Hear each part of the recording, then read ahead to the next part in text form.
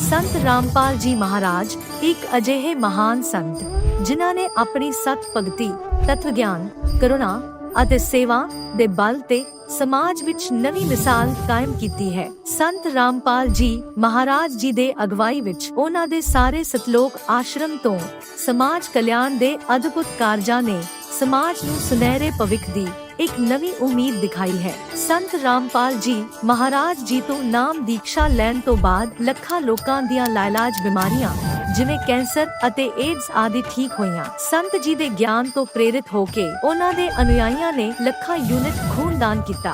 संत जी ने ਲੱਖਾਂ भैण बेटियां दे दहेज मुफ्त विआह करवाए। संत जी ने ਲੱਖਾਂ लोकां दा नशा छुड़ाया, करोड़ां उजड़े परिवार वसे। संत जी दे आश्रमां विच समागमां दे दौरान निशुल्क अखां दा इलाज ਅਤੇ दंदां दा इलाज कीते जांदे हन। संत रामपाल जी महाराज ਵੱਲੋਂ ਸਮੇਂ-ਸਮੇਂ ਤੇ ਵਾਤਾਵਰਣ ਸੰਭਾਲ ਮੁਹਿੰਮ ਦੇ ਤਹਿਤ ਵੱਡੇ ਪੱਧਰ ਤੇ ਰੁੱਖ ਲਗਾਏ ਜਾਂਦੇ ਹਨ।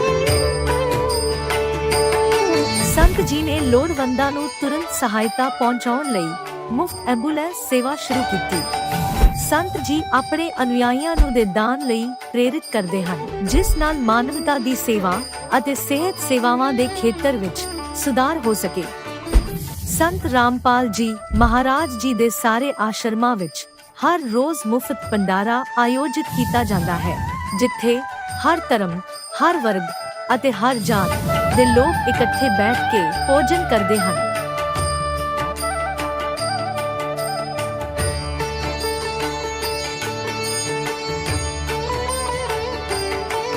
संत रामपाल जी महाराज दे आश्रमां विच हजारां बुजुर्गां नूं सन्मान ਅਤੇ ਪਿਆਰ ਨਾਲ ਜੀਵਨ ਜਿਉਣ ਦਾ ਮੌਕਾ ਮਿਲਦਾ ਹੈ। ਉਹਨਾਂ ਦੇ ਖਾਣ, ਰਹਿਣ ਅਤੇ ਸਿਹਤ ਦੀ ਪੂਰੀ ਜ਼ਿੰਮੇਵਾਰੀ ਸੰਤ ਰਾਮਪਾਲ ਜੀ ਮਹਾਰਾਜ ਚੱਕਦੇ ਹਨ।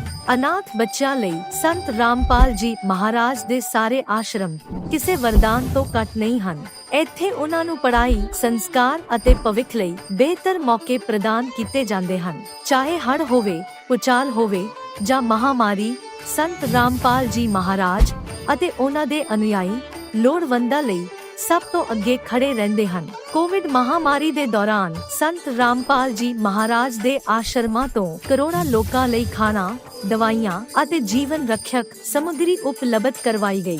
ਚਾਹੇ ਗਰੀਬਾਂ ਦੀ ਮਦਦ ਹੋਵੇ ਜਾਂ ਸ਼ੋਸ਼ਿਤ ਅਤੇ ਪੀੜਿਤ ਵਰਗ ਦੇ ਹੱਕਾਂ ਅਤੇ ਸਨਮਾਨ ਦੀ ਲੜਾਈ, ਸੰਤ ਰਾਮਪਾਲ ਜੀ ਮਹਾਰਾਜ ਨੇ ਹਮੇਸ਼ਾ ਹੀ ਉਹਨਾਂ ਦੀ ਦਬੀ ਆਵਾਜ਼ ਨੂੰ ਸਰਕਾਰਾਂ ਤੱਕ ਪਹੁੰਚਾਇਆ ਹੈ ਅਤੇ ਉਹਨਾਂ ਨੂੰ ਉਚਿਤ ਨਿਆਂ ਦਿਵਾਉਣ ਵਿੱਚ ਅਹਿਮ ਭੂਮਿਕਾ ਨਿਭਾਈ ਹੈ। ਸਮਾਜ ਵਿੱਚ ਅਧਿਆਤਮਿਕ ਅਤੇ ਸਮਾਜਿਕ ਮੁੱਲਾਂ ਪ੍ਰਤੀ ਜਾਗਰੂਕਤਾ ਲਿਆਉਣ ਲਈ ਸੰਤ ਰਾਮਪਾਲ ਜੀ ਮਹਾਰਾਜ ਹਰ ਕਦਮ ਤੇ ਮਾਨਵਤਾ ਦੇ ਸੱਚੇ ਸੇਵਕ ਸਾਬਤ ਹੋਏ ਹਨ। ਸੰਤ ਰਾਮਪਾਲ ਜੀ ਮਹਾਰਾਜ ਦਾ ਜੀਵਨ ਸਾਨੂੰ ਸਿਖਾਉਂਦਾ ਹੈ ਕਿ ਸੱਚੀ ਸੇਵਾ ਉਹੀ ਸੇਵਾ ਹੈ ਜੋ ਨਿਸਵਾਰਥ ਭਾਵ ਨਾਲ ਕੀਤੀ ਜਾਵੇ। ਆਓ ਅਸੀਂ ਵੀ ਇਸ ਸੇਵਾ ਦੇ ਮਹਾਨ ਕਾਰਜ ਵਿੱਚ ਇਸ ਮਹਾਨ ਸੰਤ ਨਾਲ ਜੁੜੀਏ ਅਤੇ ਸੰਤ ਰਾਮਪਾਲ ਜੀ ਮਹਾਰਾਜ ਤੋਂ ਨਾਮ ਉਪਦੇਸ਼ ਲੈ ਕੇ ਆਪਣੇ ਜੀਵਨ ਨੂੰ ਧਨ ਬਣਾਈਏ।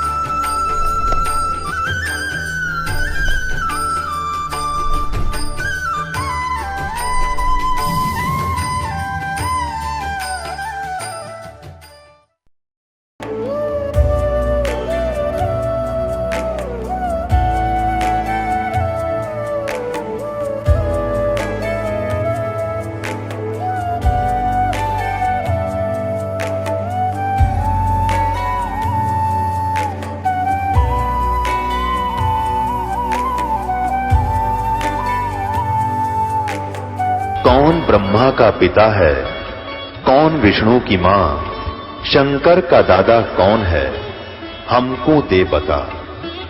ये जानने के लिए कृपया सुनिए जगत गुरु तत्वदर्शी संत रामपाल जी महाराज के अमृत वचन सर्व पवित्र धर्मों के पवित्र शास्त्रों के आधार पर। दर्शकों, आज हमारे साथ हैं छत्तीसगढ़ के निवासी किरण कुमार जी।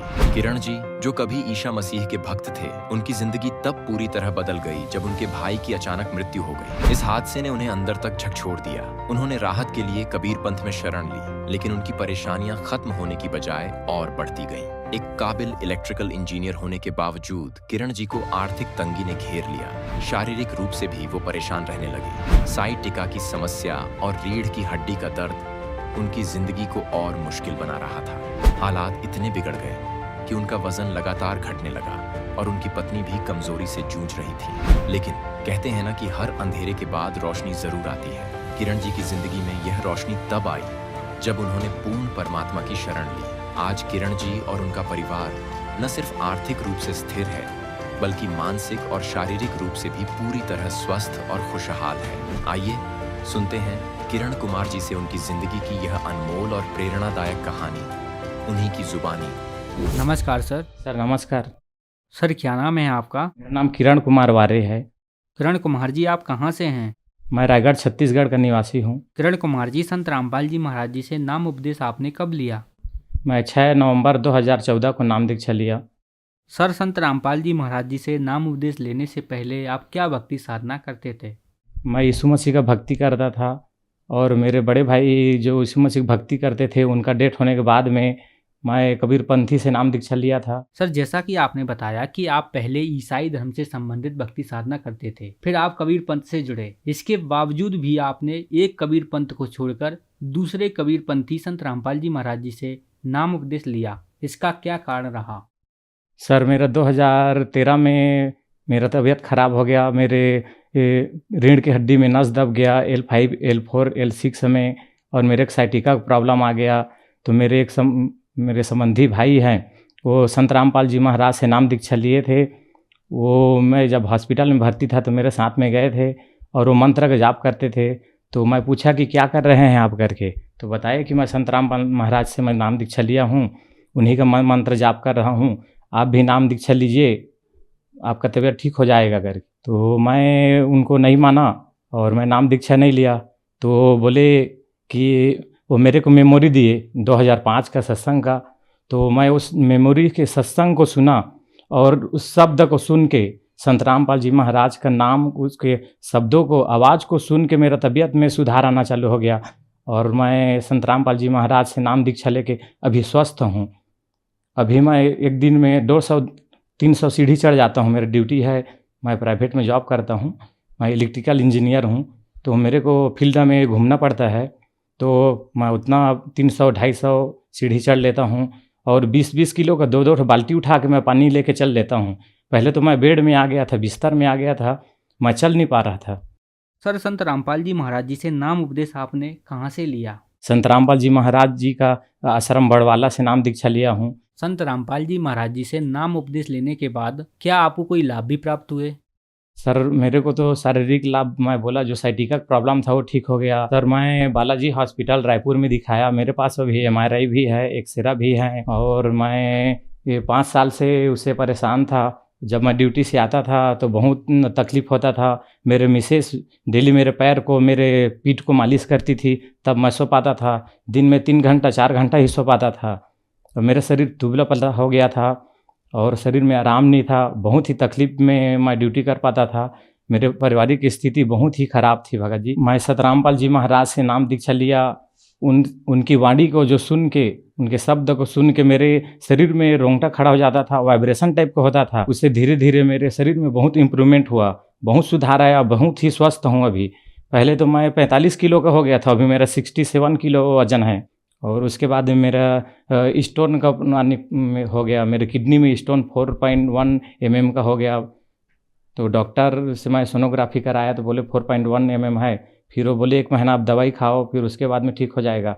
तो मैं बोला मैं तो मालिक का भक्ति करता हूँ। तो फिर मैं मालिक के पास में प्रार्थना लिखवाया, तो बोले ठीक हो जाएगा बेटा, ऐसा कुछ नहीं है करके। फिर अभी मैं नॉर्मल हूँ, मेरा पथरी नहीं है।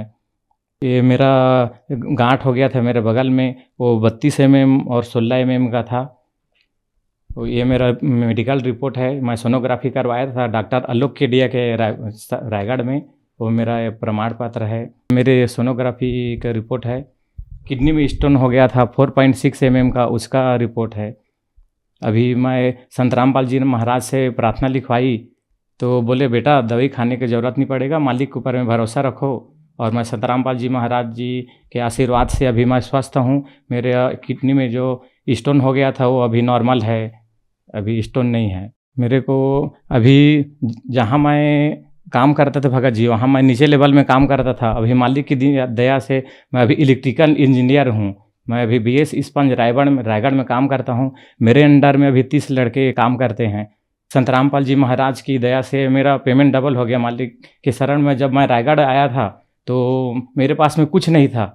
अभी मालिक के संत रामपाल जी महाराज जी के दया से अभी मेरे जगह 2 जगह मेरे ज़मीन है और मैं आपका खुद के घर में रहता हूँ। मेरे पास में कुछ नहीं था। मेरे पास में मैं दो ठो बाइक लिया हूँ अपने खुद के कमाई से। मैं कुछ नहीं, खाली हाथ आया था। मैं ज़मीन में सोता था।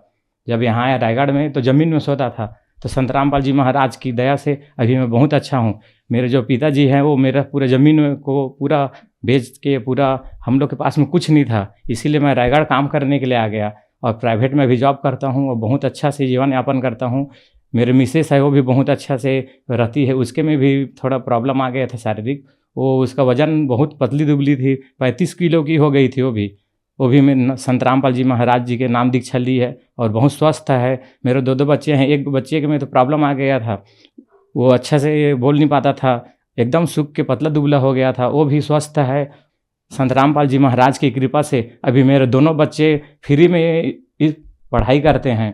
सर, संत रामपाल जी महाराज जी से नाम उपदेश लेने के बाद आपको बहुत सारे लाभ प्राप्त हुए। तो जो दर्शक आज आपको टीवी पर देख रहे हैं वो भी संत रामपाल जी महाराज जी से नाम उपदेश लेना चाहते हैं तो कैसे ले सकते हैं? संत रामपाल जी महाराज जी का अभी पूरा विश्व में 500 नाम दीक्षा केंद्र खुले हैं और बहुत सारे चैनल में संत रामपाल जी महाराज जी का सत्संग आता है। उसके नीचे में रेड कलर की पट्टी आती है, उसमें कॉन्टेक्ट नंबर रहता है। उस कॉन्टेक्ट नंबर में आप कॉल करके SMS करके फ्री पुस्तक मंगवा सकते हैं, अपना नाम दीक्षा ले भी सकते हैं। सर धन्यवाद। नमस्कार सर। अब जगत गुरु तत्वदर्शी संत रामपाल जी महाराज जी के सत्संग के माध्यम से उस अद्वितीय आध्यात्मिक ज्ञान के बारे में जानते हैं जिसके माध्यम से आप भी प्राप्त कर सकते हैं ऐसे आध्यात्मिक, मानसिक और भौतिक सुख जो अभी तक आपने सिर्फ मीराबाई, ध्रुव, प्रहलाद जैसे कुछ ही भक्तों की जीवन कथा में सुने होंगे। अब सुनिए तत्वदर्शी संत के संग शास्त्र अनुकूल भक्ति सत्संग, ऐसा अद्वितीय आध्यात्मिक ज्ञान जिसका है सर्वधर्मों के पवित्र शास्त्रों में प्रमाण। पता नहीं वेदों में क्या लिखा है, गीता जी को हम समझ नहीं सके क्योंकि इन्होंने अनुवाद गलत कर दिए और पुराणों के रहस्य को ये नहीं समझ सके, ना समझा सके। इस दास पर बेर करी परमेश्वर कबीर साहब ने और ये सर्व ज्ञान आपके समक्ष परमाणु सहित दास ने रूबरू करा दिया। अब परमात्मा के गुण वेदों में लिखे हैं, वो परमात्मा क्या लीला करते हैं। वेद बताते हैं कि परमात्मा ऊपर तीसरे मुक्ति धाम में रहता है, वहां से गति करके यानी स्पीड से चलकर बिजली जैसी गति से, विद्युत जैसी गति से चलकर आता है और यहाँ अच्छी आत्माओं को, दृढ़ भक्तों को मिलते हैं, उनको तत्व ज्ञान से परिचित कराते हैं, उनको उपदेश देते हैं और वो कवि की तरह आचरण करते हैं। कवियों की तरह जहां कहीं जाकर के कविता के रूप में अपनी महिमा का ज्ञान बताना शुरू कर देते हैं, वो परमात्मा होते हैं और वो एक सुप्रसिद्ध कवि की भी पदवी को प्राप्त करते हैं, लेकिन वो होते हैं पूर्ण परमात्मा।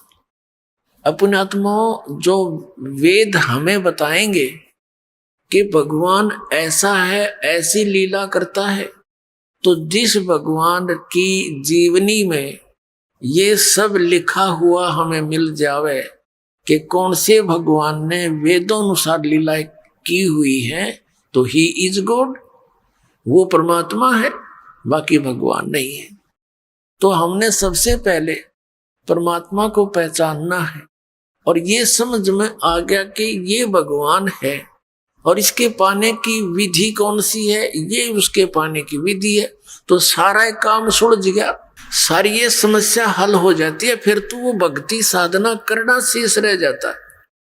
अभी तक तो हमें ये विश्वास ही नहीं था कि हम जो कर रहे हैं ये हमें मोक्ष प्रदान कर भी देगा, और चाहे हमने ये मान भी रखा हो हम अपनी जो साधना जैसी भी कर रहे थे ये सही है, लेकिन दूसरा कोई ज्ञान बताता है हम फ्यूज हो जाते थे, उसका ज्ञान अच्छा लगता था कि हाँ ऐसा भी हो सकता है। श्रीमद् भगवत गीता अध्याय नंबर 2 के श्लोक 53 में कहा कि अर्जुन, जिस समय तेरी बुद्धि इस भ्रमित करने वाले भिन्न भिन्न वचनों से हटकर एक परमात्म तत्व के ऊपर यानी तत्व ज्ञान के ऊपर स्थिर हो जाएगी, तब तो तू योग को प्राप्त होगा, तब तो तेरी भक्ति स्टार्ट होएगी।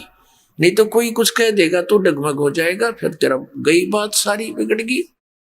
तो पुण्यात्मा इस दास का उद्देश्य है आप जी को निरसंशय कर दूं और आपके मन में कोई शंका ना रहे, तब आप इस भक्ति रूपी सफर पर निसंकोच चल पड़ोगे और जितने कदम रखोगे अपने मालिक की ओर होंगे, क्योंकि वो मार्ग है, कुमार्ग नहीं, वो सुमार्ग है।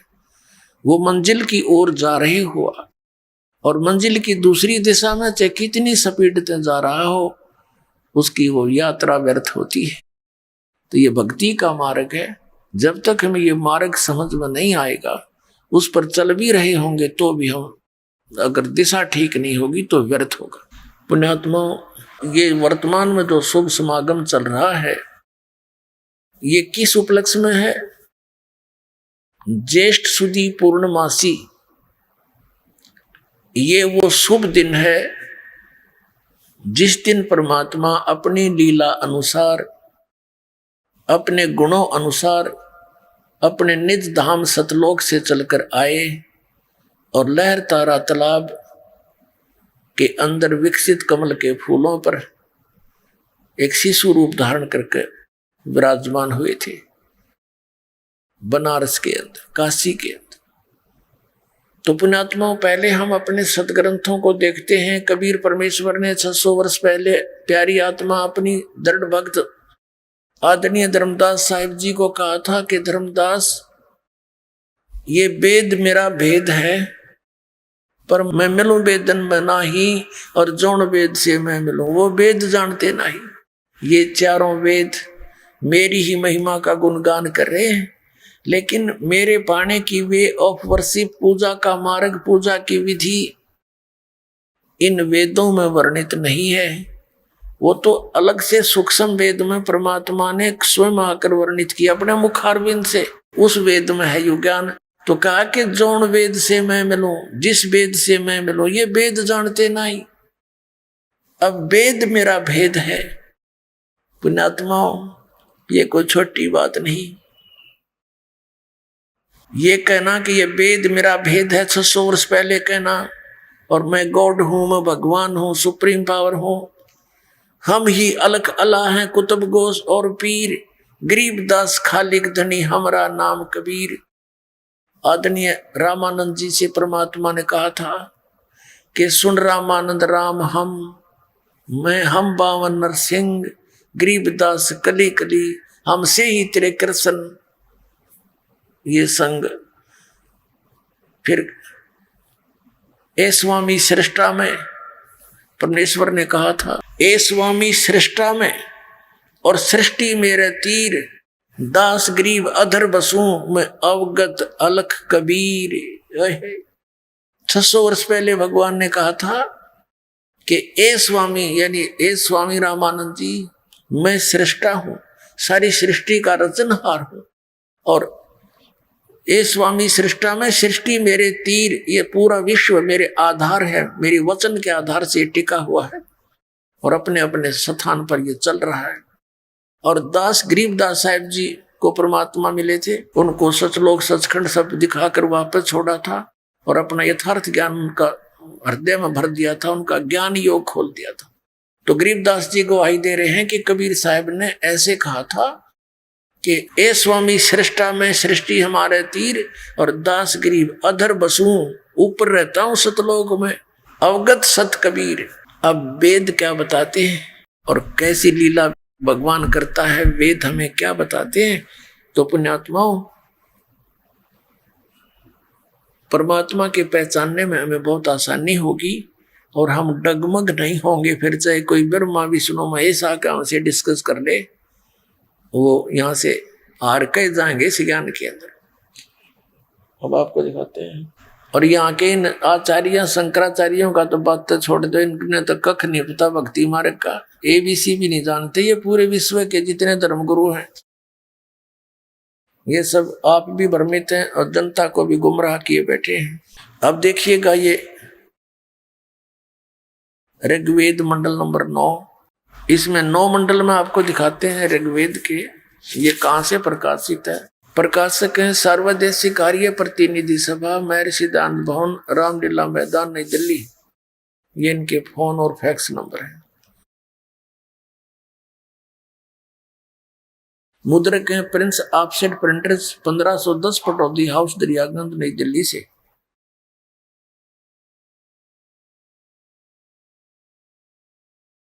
वो परमात्मा कैसी लीला करते हैं देखिएगा। ऋग्वेद मंडल नंबर 9 सूक्त 86 का मंत्र नंबर 26 में क्या बताया है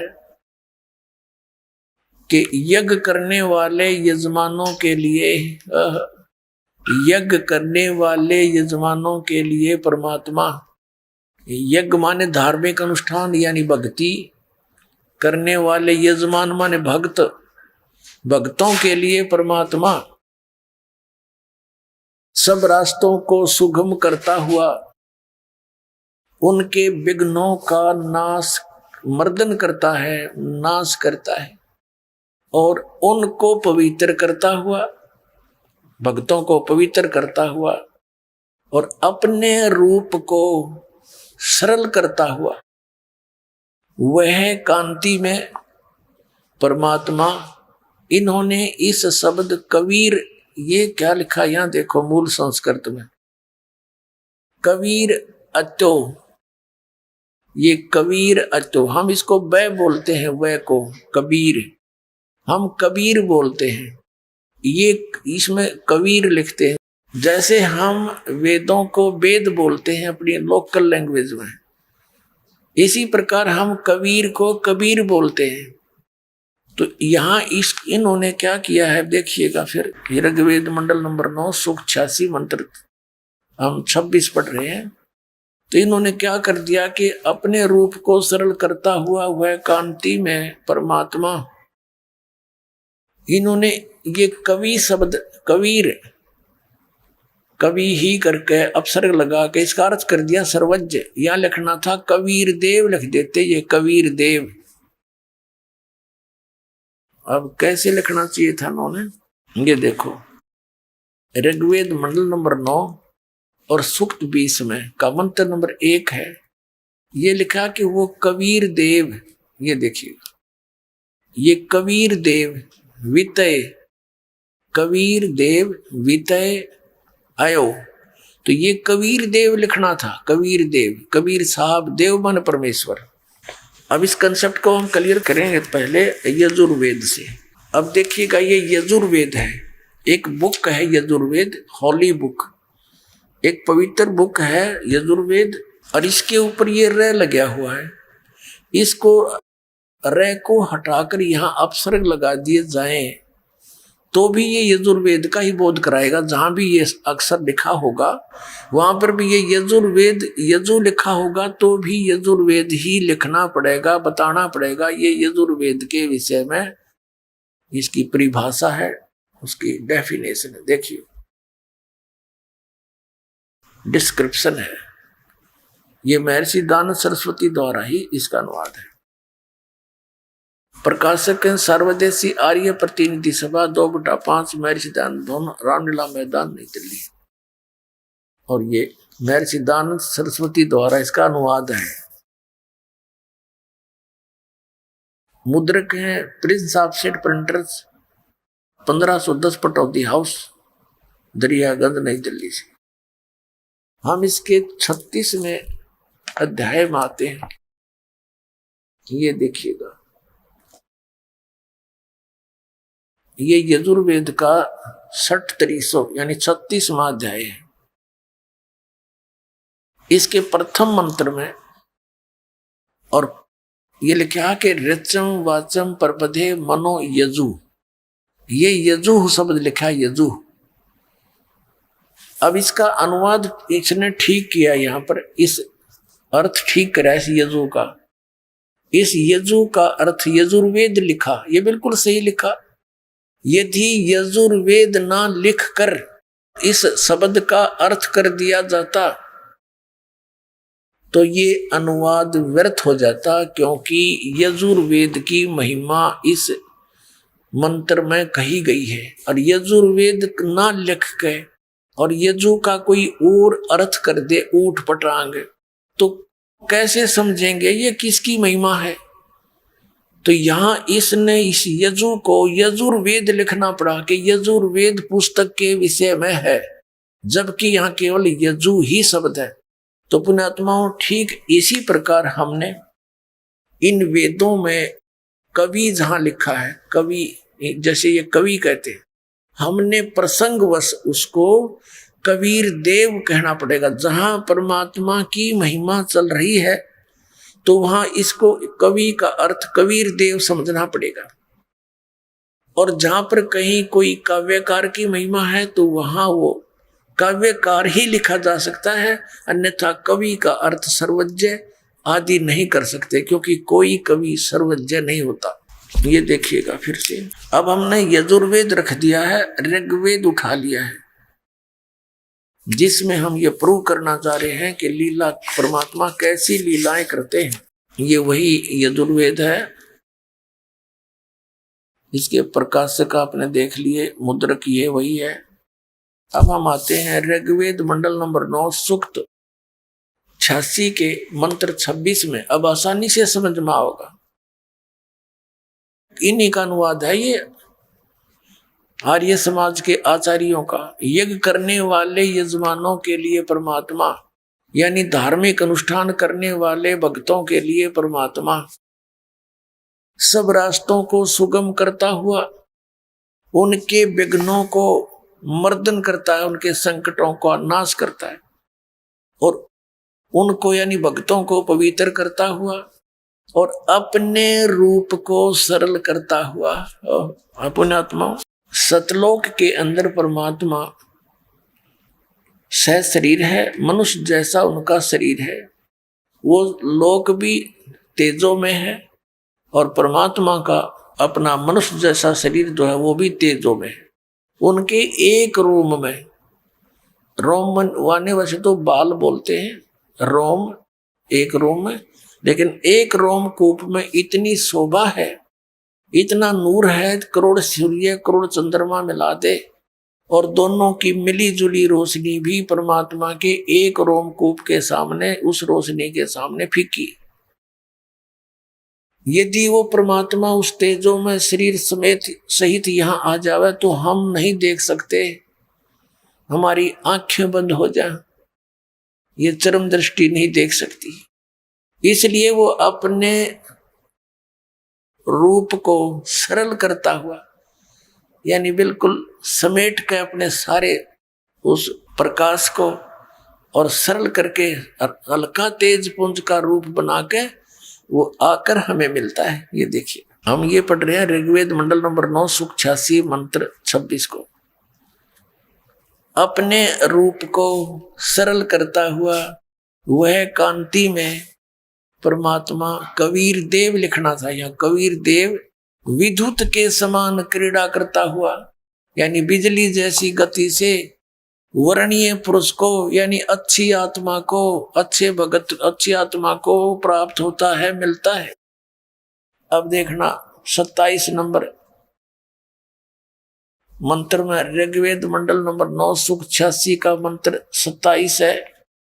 वह जो परमात्मा प्रकाश पुंज परमात्मा, जो परमात्मा ध्रुव लोक के, यानी उस तेजो में लोक के, सतलोक के तीसरे पृष्ठ पर विराजमान है, वहां बैठा है, वहां रहता है।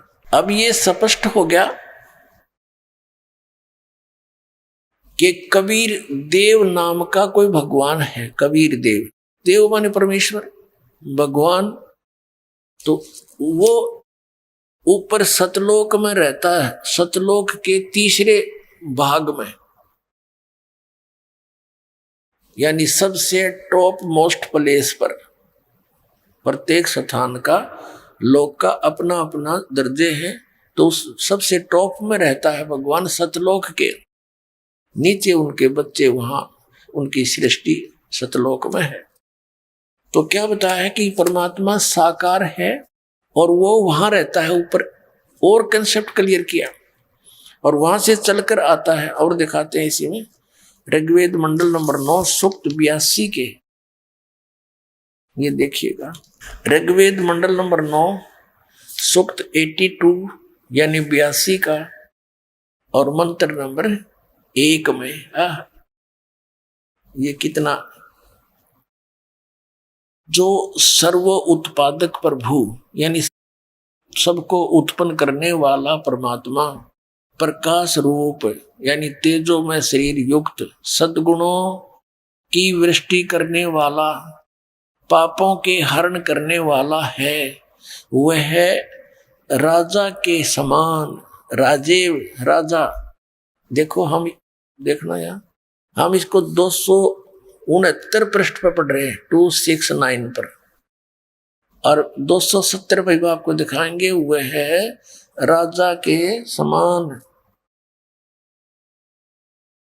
ये 270 पृष्ठ है। राजा के समान दर्शनीय है, देखण जोगा है, राजा के तरह, यानी पूरे ब्रह्मांडों का मालिक रूप में दर्शनीय यानी देखण जोगा साकार है। वह पृथ्वी आदि लोक लोकांतरों के चारों ओर शब्दमान हो रहा है। वह वर्णीय पुरुष को यानी अच्छी आत्मा को, जो दृढ़ भक्त है, उसको पवित्र करता हुआ प्राप्त होता है। और जिस प्रकार विद्युत यानी आकाशीय बिजली सने वाले स्थानों को आधार बनाकर प्राप्त होता है।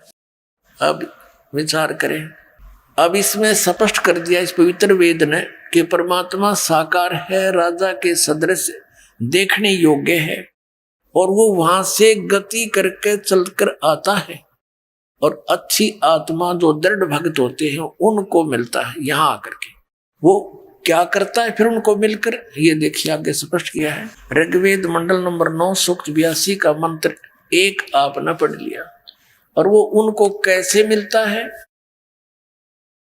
अब क्या पता है कि जिस प्रकार विद्युत स्नेह वाले स्थानों को आधार बनाकर प्राप्त होता, जैसे पुराने समय में हम छोटे छोटे थे तब कांसी धातु के बेले और थाली हुआ करती थी। वर्षा के दिनों में थाली और बेले यदि बाहर आंगन में रह जाते थे, घर से बाहर, हमारी दादी जी कहती थी हमारी माताओं को कि तुम इस थाली को, कांसी की धातु जो भी बाहर है, थाली बेले, इनको अंदर रख दो। कांसी के ऊपर धातु पर बिजली अमूमन गिरती है, आकाश की बिजली, उसका उसके साथ अट्रैक्शन होता है। तो यहाँ उस एक प्रमाण दिया है कि वो परमात्मा उन्हीं पुण्यात्माओं को मिलता है जो उसके, जिनसे उसका आकर्षण होता है, यानी अच्छी आत्माओं को ही वो मिलता है। बिजली जहां जिस आधार को बनाकर गिरती है, वो भी परमात्मा उसी आधार बनाकर उस प्यारी आत्मा को मिलता है जो दृढ़ भक्त होता है, और परमात्मा के ज्ञान का डंडोरा पीट देता है। संसार की एक नहीं सुनता, सारा विश्व एक तरफ होता, वो संत एक तरफ होता है। ऐसे दृढ़ भक्तों को वो परमात्मा मिलता है। अब देखना, अब वो क्या करता है। ऋग्वेद मंडल नंबर 9 सूक्त 82 मंत्र 1 के बाद 1 पढ़ लिया, अब 2 पढ़ते हैं। ये 2 मंत्र है। हे परमात्मन, उपदेश करने की इच्छा से यानी ज्ञान देने की इच्छा से आप महापुरुषों को प्राप्त होते हो, मिलते हो, और आप अत्यंत गतिशील पदार्थ के समान, यानी बहुत स्पीड से तीव्रगामी होकर हमारे आध्यात्मिक यज्ञ को प्राप्त होते हैं। आप कबीर देव हैं, यह लिखना था, आप कबीर देव हैं, बस दैट्स ऑल। बहुत बढ़िया काम हो जाता, लेकिन इनकी बुद्धि इतना काम करे नहीं थी अनुवादकर्ताओं की। फिर भी परमात्मा ने इन्हीं की कर कमलों से सच्चाई को आप जी के लिए उजागर करवा दिया। नहीं तो ये आर्य समाज के जो व्यक्ति हैं, ये महर्षि दयानंद के सिद्धांत पर अटल हैं और ये मानते हैं कि परमात्मा निराकार है, कहीं एक स्थान पर एक देशीय नहीं है। और वेदों में स्पष्ट है, इन्हीं की कर कमलों से लिखा दिया, इनको याद भी ना होगा हमने क्या लिखा उसमें। ये सतगुरु की लीला है सारी परमात्मा कबीर जी की। यदि ये दास अनुवाद करता तो आम आदमी आपको भ्रमित कर देता कि अपने अपने हिसाब से सभी अनुवाद करते हैं, अपने हिसाब से कर रखा होगा अपने आपके गुरुजी ने। अब दास ने तो इन्हीं के अनुवाद दिखा दिया आपको। अब ये कोई न्यू नहीं कह सकता कि रामपाल ने गलत कर दिया है तो इन्होंने कर रखा, गलत है या ठीक है। लेकिन ये सच्चाई है।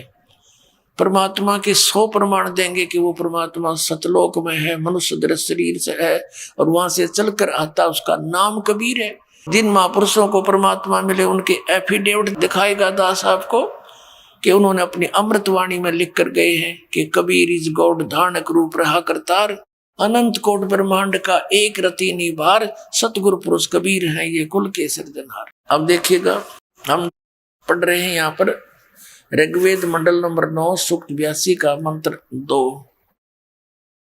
इसमें हमने पढ़ दिया कि हे परमात्मन, उपदेश करने की इच्छा से यानी ज्ञान देने की इच्छा से आप महापुरुषों को प्राप्त होते हो और आप अत्यंत गतिशील पदार्थ के समान यानी बिजली जैसी गति से हमारे आध्यात्मिक यज्ञ को प्राप्त होते हैं।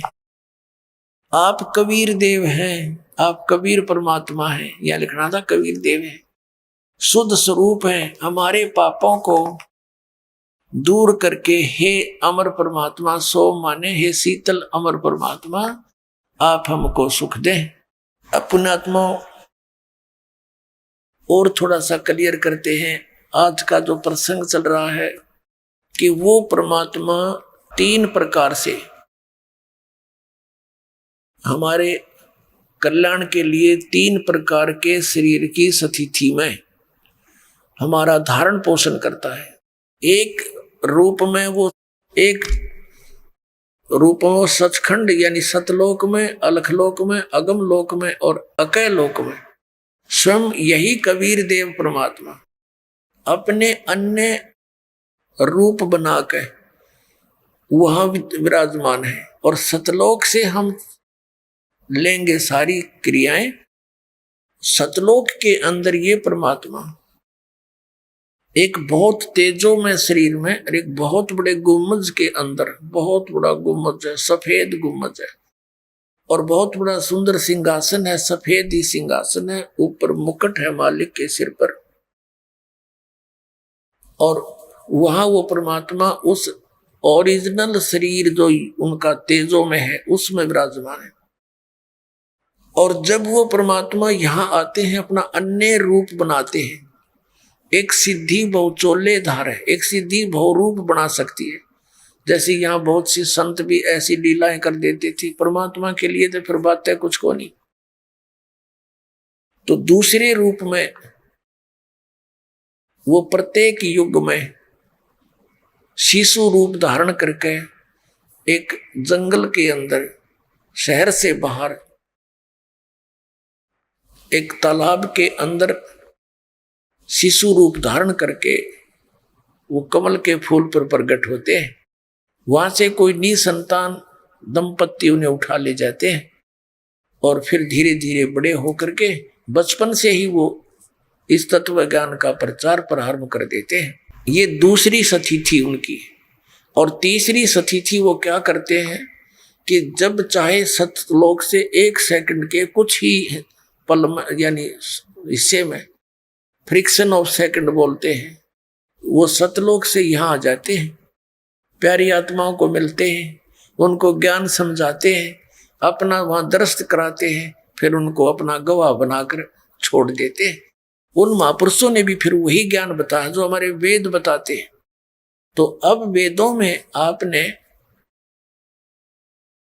ये पढ़ा, आंखों देखा कि परमात्मा ऊपर धूलोक यानी तेजो में लोक के तीसरे स्थान पर विराजमान है। एक देशीय है, वो राजा के समान देखने योग्य है, साकार है, और वहां से गति करके आता है।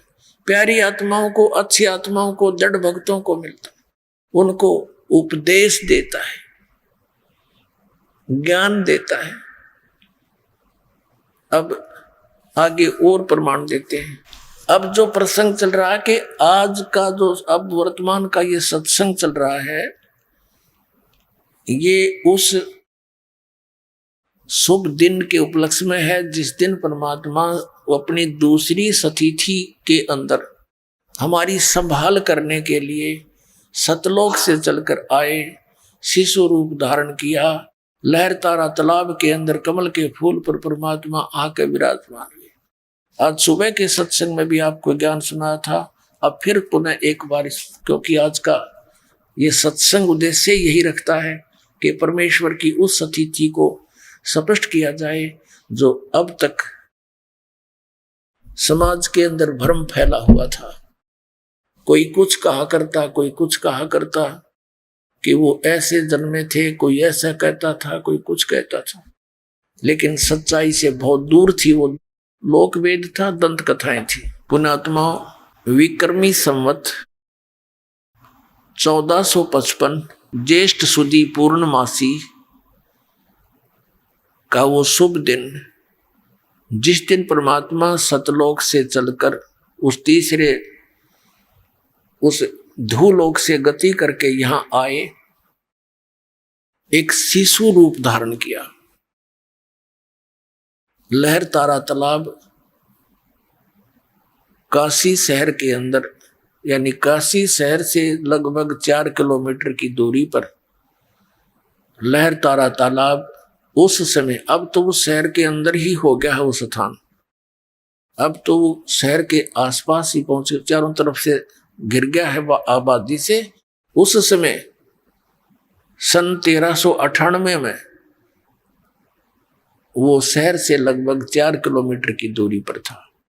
और वो तालाब कैसे बना हुआ था कि गंगा दरिया का जल वर्षा के दिनों में जो फुल स्विम पर उन दिनों दरियाएं चलती हैं, तो लहरों के द्वारा वो पानी घाटों पर से उछलकर, जहां गौ घाट होते थे, उन पर से उछलकर एक बहुत बड़े सरोवर का, तालाब का रूप धारण किए हुए था। तो उसमें विकसित कमल के फूल के ऊपर परमात्मा सतलोक से चलकर आए। ऊपर से एक तेज का गोला सा आया। उसके प्रत्यक्ष दृष्टा कौन थे? एक अष्टानंद नाम के ऋषि थे, जो आदरणीय स्वामी रामानंद जी के शिष्य थे। और अष्टानंद जी ने क्या देखा? अष्टानंद जी प्रतिदिन उस लहर तारा तालाब के ऊपर स्नान करके कुछ देर अपने गुरुदेव द्वारा बताई गई साधना का अभ्यास करते थे, भजन सिमरण करते थे। उस दिन भी वो बकत से गए हुए थे, प्रतिदिन ब्रह्म मुहूर्त में जाते थे। ब्रह्म मुहूर्त होता है सूर्य उदय होने से 1.5 घंटा पहले। ऋषि अष्टानंद जी उस लहर तारा तालाब में स्नान करके अपनी साधना करने के लिए बैठे थे। क्या देखा कि आकाश से एक बहुत तेजों में प्रकाश का गोला सा आया। उसने देखा तो क्या देखा कि बहुत तेज प्रकाश है, आंखें बंद होगी अष्टानंद ऋषि की। आंखें बंद होने पर उसने क्या देखा? एक शिशु बालक का रूप दिखाई दिया। फिर दोबारा आंख खोल कर देखा तो वो प्रकाश, उस प्रकाश के कारण पूरा सरोवर जगमगा गया था।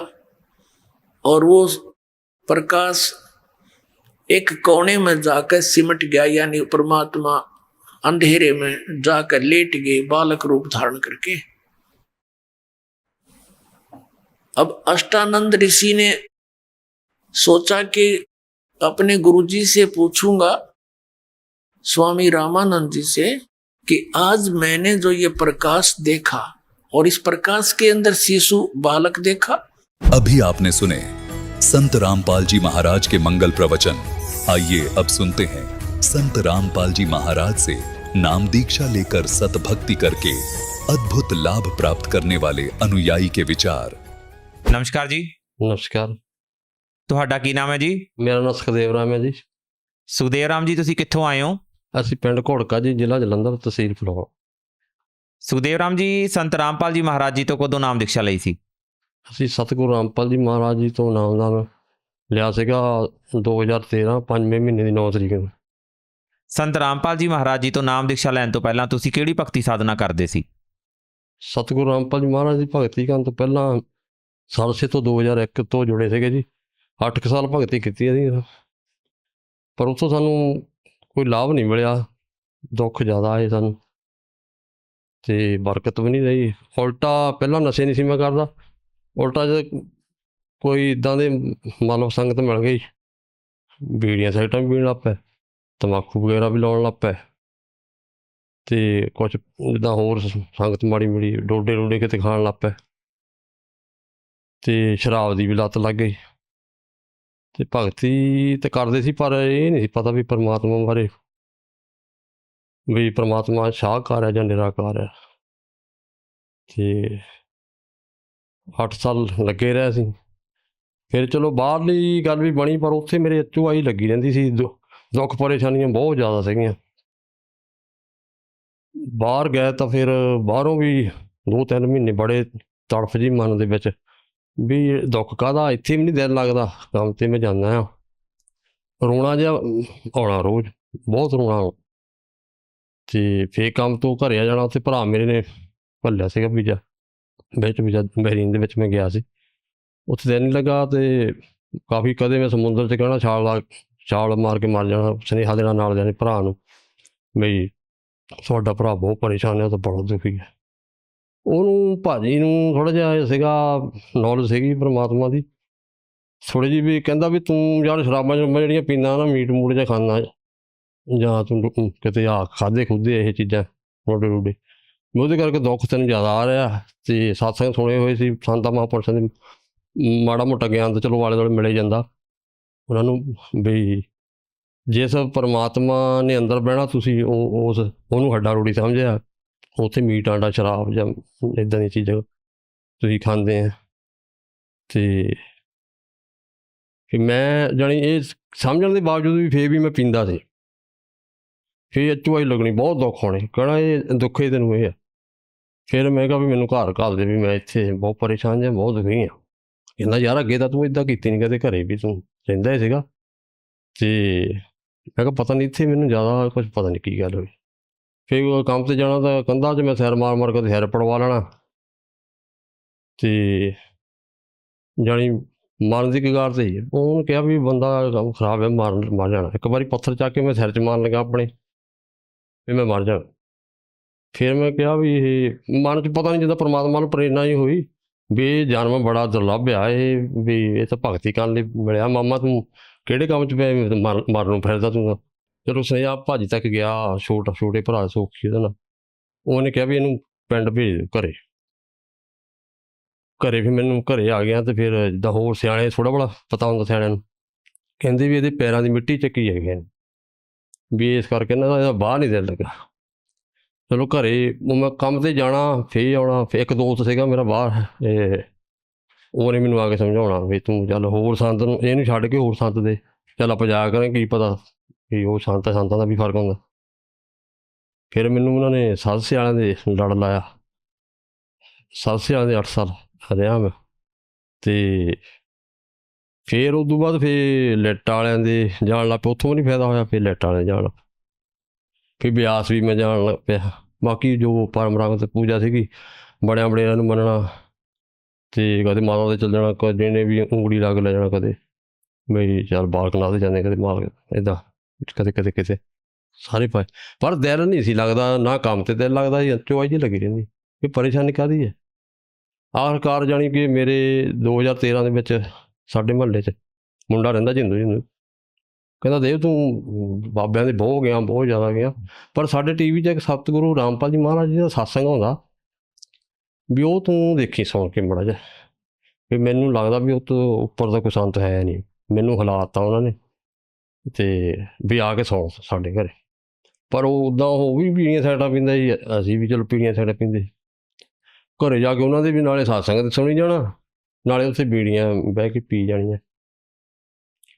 ਅਤੇ ਉਹ ਜਦੋਂ ਫਿਰ ਬੀੜੀਆਂ ਬਾਰੇ ਦੱਸਿਆ ਵੀ ਸ਼ਰਾਬ ਪੀਣ ਵਾਲੇ, ਜਦੋਂ ਸਤਿਗੁਰੂ ਰਾਮਪਾਲ ਜੀ ਮਹਾਰਾਜ ਸਤਸੰਗ ਸੁਣਿਆ, ਜਦੋਂ ਵੀ ਸ਼ਰਾਬ ਪੀਣ ਵਾਲੇ ਕੁੱਤਾ ਬਣਦੇ ਆ ਅਤੇ ਸਿਗਰਟਾਂ ਬੀੜੀਆਂ ਪੀਣ ਵਾਲਿਆਂ ਦੇ ਬੁਰੇ ਹਾਲ ਹੁੰਦੇ ਆ, ਜਾਂ ਗਾਂਹ ਜਾ ਕੇ ਜੂਨਾਂ ਉਹਨਾਂ ਦੀਆਂ ਖਰਾਬ ਹੁੰਦੀਆਂ।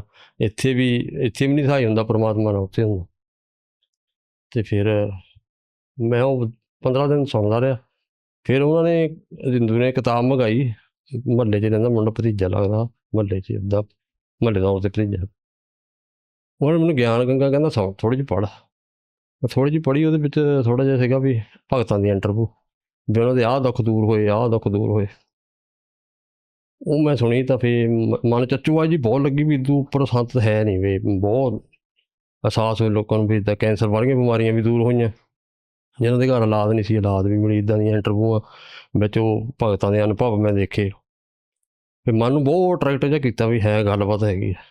ਅਤੇ ਪਰ ਮੈਨੂੰ ਆਪਣੇ ਆਪ ਹੀ ਪਰਮਾਤਮਾ ਨੇ ਫਿਰ ਉਹ ਜਿੱਦਾਂ ਅਹਿਸਾਸ ਕਰਾਇਆ ਵੀ ਇੱਥੇ ਆ ਕੇ ਤੇਰਾ ਸਾਰਾ ਕੁਛ ਠੀਕ ਹੋ। ਅਤੇ ਸਤਿਗੁਰੂ ਰਾਮਪਾਲ ਜੀ ਮਹਾਰਾਜ ਦੇ ਸ਼ਰਨ ਵਿੱਚ ਆ ਕੇ ਮੈਂ 2013 5ਵੇਂ ਮਹੀਨੇ 9 ਤਰੀਕ ਨੂੰ ਫਿਰ ਜੁੜਿਆ। ਅਤੇ ਪਰਮਾਤਮਾ ਨੇ ਫਿਰ ਮੈਨੂੰ ਪਰਮਾਤਮਾ ਬਾਰੇ ਤਾਂ ਪਤਾ ਨਹੀਂ ਸੀ। ਵੀ 15-20 ਦਿਨ ਮੈਂ ਸਤਸੰਗ ਸੁਣੇ, ਨਾਮਦਾਨ ਵੀ ਲੈ ਲਿਆ, ਨਾਮਦਾਨ ਕਰੀ ਵੀ ਗਿਆ, ਪਰ ਮੈਂ ਉਹ ਨਸ਼ੇ ਵੀ ਖਾਈ ਗਿਆ। ਫਿਰ ਮੈਂ ਕਿਹਾ ਪਰਮਾਤਮਾ ਵੀ ਇਹ ਮੇਰੇ ਨਸ਼ੇ ਛੁਡਾ ਯਾਰ, ਇਹ ਬੜੇ ਹਜੇ ਛੁੱਟਦੇ ਨਹੀਂ। ਅਤੇ ਨਸ਼ੇ ਕੁਛ ਜ਼ਿਆਦਾ ਹੀ ਸੀਗੇ, ਹੱਦ ਤੋਂ ਵੱਧ। ਫਿਰ ਜਦੋਂ ਮੈਂ ਅਰਦਾਸ ਬੇਨਤੀ ਲਾਈ ਤਾਂ ਪਰਮਾਤਮਾ ਦੇ ਜਿੱਦਾਂ ਨਾ ਮੈਂ ਦੇਖਿਆ ਚਮਤਕਾਰ ਜਿਹਾ ਦਿਸਵੇ, ਜਿੱਦਾਂ ਪਰਮਾਤਮਾ ਆਸ਼ੀਰਵਾਦ ਦੇ ਰਿਹਾ।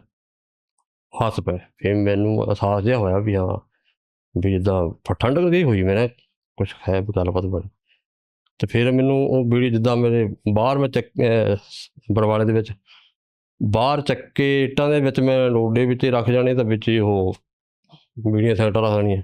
ਉਹ ਫਿਰ ਆਉਂਦੇ ਹੋਏ ਮੈਂ ਸੱਟ ਕੇ ਆਇਆ ਉੱਥੇ ਵੀ ਮਾਲਕਾ ਦੱਦ ਕੋਟ ਵੱਢਦੇ ਆ ਜੀ।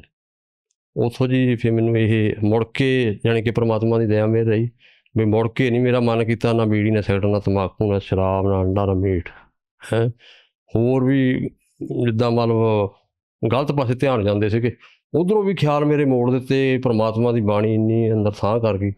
ਫਿਰ ਸੱਚਖੰਡ ਦਾ ਪਤਾ ਲੱਗਾ, ਪੂਰਨ ਪਰਮਾਤਮਾ ਦਾ ਪਤਾ ਲੱਗਾ ਵੀ ਪੂਰਨ ਪਰਮਾਤਮਾ ਕੌਣ ਆ, ਕਿੱਥੇ ਰਹਿੰਦਾ, ਕਿਸ ਤਰ੍ਹਾਂ ਮਿਲਦਾ। ਸਤਿਗੁਰੂ ਜਾਣੀ ਅਸਲੀ ਸਤਿਗੁਰੂ ਸਨ, ਪੂਰਨ ਬ੍ਰਹਮ। ਸਤਿਗੁਰੂ ਪੂਰਨ ਬ੍ਰਹਮ ਹੈ, ਸਤਿਗੁਰੂ ਆਪ ਲੇਖ, ਸਤਿਗੁਰੂ ਰਾਮਤਾਰ ਰਾਮ ਹੈ, ਜਾਂ ਵਿੱਚ ਮੀਨ ਨਾ ਮੇਘ। ਸੁਣ ਕੇ ਸੋ ਕਰਤਾਰ ਗਰੀਬਦਾਸ ਮੁਝ ਦੇਣ ਕੀ ਰੱਖੀਓ ਬਹੁਤ ਸੰਭਾਲ। ਇਹ ਬਾਣੀ ਜਦੋਂ ਪਰਮਾਤਮਾ ਦੀ ਸੁਣੀ, ਸਾਰੇ ਅਹਿਸਾਸ ਕੀਤੇ। ਰੋਜ਼ ਬਾਣੀ ਸੁਣਦੇ ਵੀ ਸੀ, ਪੜ੍ਹਦੇ ਵੀ ਸੀ, ਪਰ ਐਨ ਅਹਿਸਾਸ ਫਿਰ ਹੋ ਗਿਆ ਮੈਨੂੰ ਵੀ ਬਾਕੀ ਪਰਮਾਤਮਾ ਕਬੀਰ ਸਾਹਿਬ ਆ। ਅਤੇ ਬ੍ਰਹਮਾ ਵਿਸ਼ਨੂੰ ਮਹੇਸ਼ ਦੇ ਮਾਤਾ ਪਿਤਾ ਦਾ ਲੱਗਾ ਪਤਾ, ਪਹਿਲਾਂ ਤਾਂ ਪਤਾ ਹੀ ਨਹੀਂ ਸੀ ਸਾਨੂੰ ਬ੍ਰਹਮਾ ਵਿਸ਼ਨੂੰ ਮਹੇਸ਼ ਦੇ ਮਾਤਾ ਪਿਤਾ ਕੌਣ ਆ। ਅਤੇ ਪਰਮਾਤਮਾ ਨੇ ਹੌਲੀ ਹੌਲੀ ਉਹ ਨਾਮਦਾਨ ਕਰਨ ਦੇ ਨਾਲ ਅੰਦਰ ਆਨੰਦ, ਐਨ ਖੁਸ਼ੀ ਦੀਆਂ ਲਹਿਰਾਂ, ਅੱਖਾਂ 'ਚੋਂ ਹੰਝੂ ਆਉਣੇ ਸ਼ੁਰੂ ਹੋ ਗਿਆ। ਲੈ ਵੀ ਬਾਕੀ ਪੂਰਨ ਪਰਮਾਤਮਾ ਧਰਤੀ ਦੇ ਜੇ ਕੋਈ ਹੈ, ਪੂਰਨ ਸੰਤ, ਪੂਰਨ ਬ੍ਰਹਮ, ਪੂਰਨ ਸਤਿਗੁਰੂ ਰਾਮਪਾਲ ਜੀ ਮਹਾਰਾਜ ਇਸ ਧਰਤੀ ਦੇ ਉੱਤੇ ਕੋਈ ਹੈ ਨਹੀਂ। ਮੈਂ ਸਾਰੇ ਪਾਸੇ ਘੁੰਮ ਕੇ ਦੇਖ ਲਿਆ, ਬਹੁਤ ਦਰ ਘੁੰਮਿਆ, ਬੜਾ ਭੜਕਿਆ ਮੈਂ, ਅਤੇ ਬੜੇ ਦੁੱਖ ਦੇਖੇ। ਸੰਤ ਰਾਮਪਾਲ ਜੀ ਮਹਾਰਾਜ ਜੀ ਤੋਂ ਨਾਮ ਦੀਕਸ਼ਾ ਲੈਣ ਤੋਂ ਬਾਅਦ 'ਚ ਤੁਹਾਨੂੰ ਕੀ ਲਾਭ ਪ੍ਰਾਪਤ ਹੋਏ? ਪਹਿਲਾਂ ਤਾਂ ਸਾਡੀ ਜੀ 8.5 ਫੁੱਟ 'ਤੇ ਛੱਤ ਸੀਗੀ ਜੀ, ਬਾਲੇ ਛੱਤ।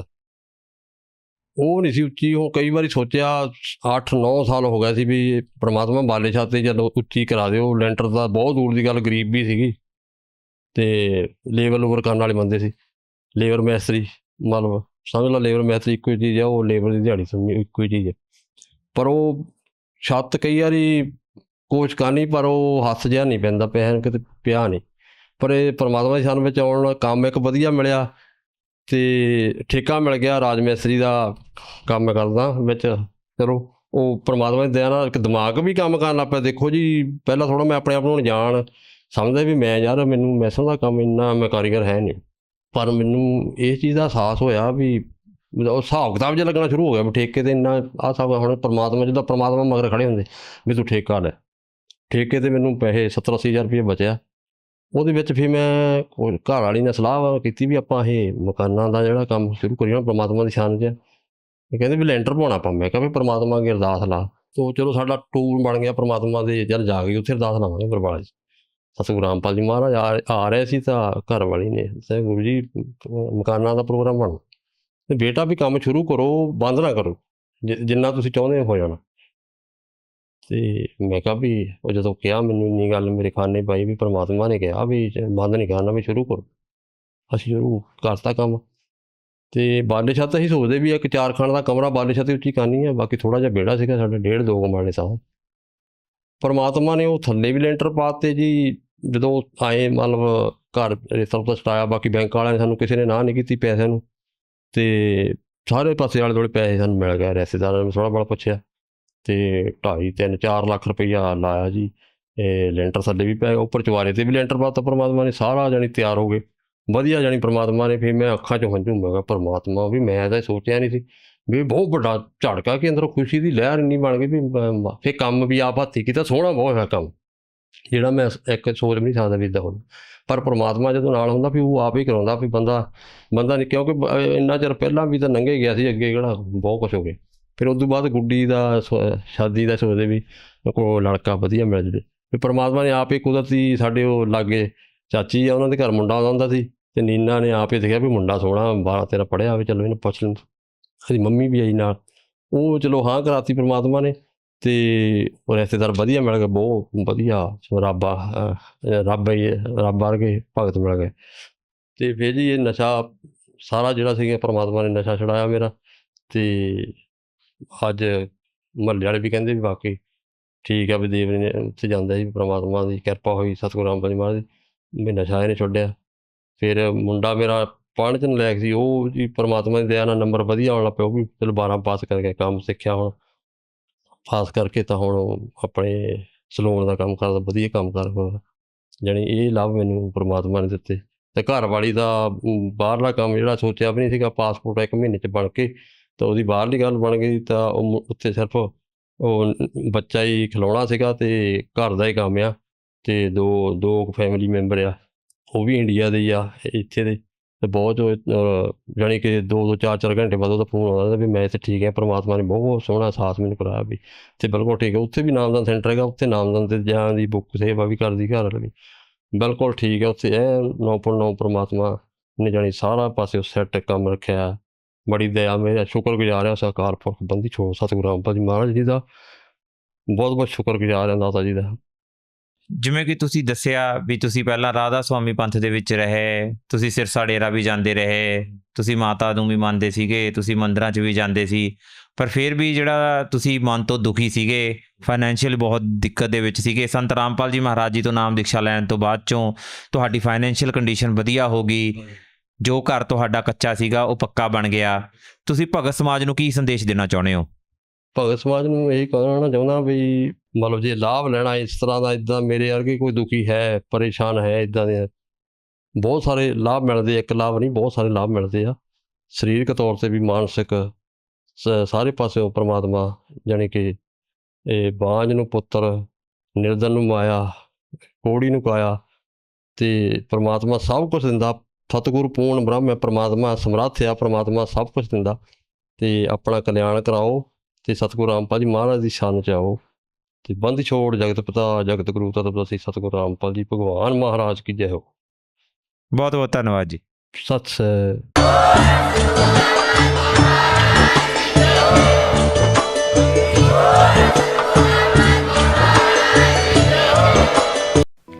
आप सुन रहे थे जगत गुरु तत्वदर्शी संत रामपाल जी महाराज के मंगल प्रवचन।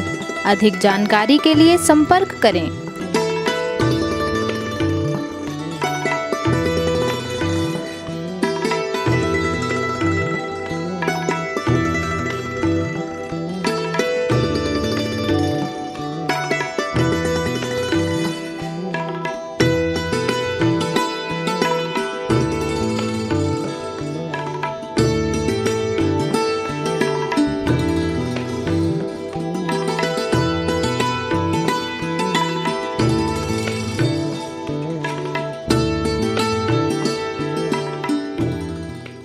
जगत गुरु तत्वदर्शी संत रामपाल जी महाराज जी के पावन सानिध्य में भक्ति की अलख जगाने तथा श्रद्धालुओं को सत्य भक्ति मार्ग का रास्ता दिखाने हेतु कनाडा के लोकप्रिय channel the TV NRI channel पर जगत गुरु तत्वदर्शी संत रामपाल जी महाराज जी के मंगल प्रवचनों का प्रसारण प्रतिदिन सुबह 7:30 बजे से 8:30 बजे तक तथा रात्रि 7:30 बजे से 8:30 बजे तक किया जा रहा है। इस सत्य भक्ति मार्ग को अपनाने के लिए अधिक से अधिक सत्संग प्रसारण देखें। इस सत्संग प्रवचन का सीधा प्रसारण संत रामपाल जी महाराज लाइव सत्संग YouTube चैनल और जगत गुरु संत रामपाल जी महाराज Facebook पेज पर भी देख सकते हैं।